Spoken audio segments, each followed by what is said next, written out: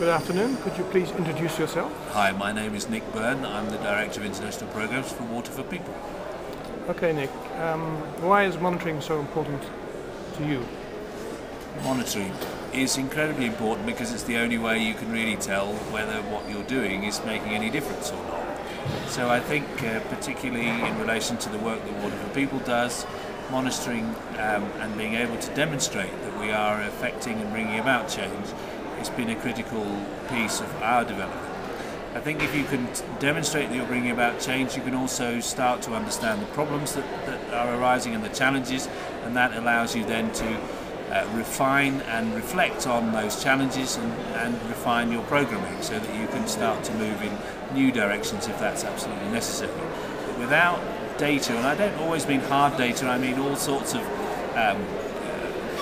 monitoring information, without that you have no real basis for making decisions about how things need to change in order to improve performance. Okay. Could you give a few examples of how Water is monitoring in their work? Okay. Water for People. Water for People, yes. Water for People is our approach is based on working in discrete geographical areas, and so we are working with the people responsible for water and sanitation services within those areas in developing a monitoring framework which works for them. What that means is essentially annual data collection based on the level of service and other metrics which are relevant to the provisions of services for people within that area and the potential sustainability of those services over time. And using the data collected on that information, it creates a whole process, as I was saying earlier, for reflecting on performance, identifying challenges, pitfalls, blockages, and moving on to improving performance and changing programs. Okay. So how would you like to see monitoring take place in the future? What is your ideal?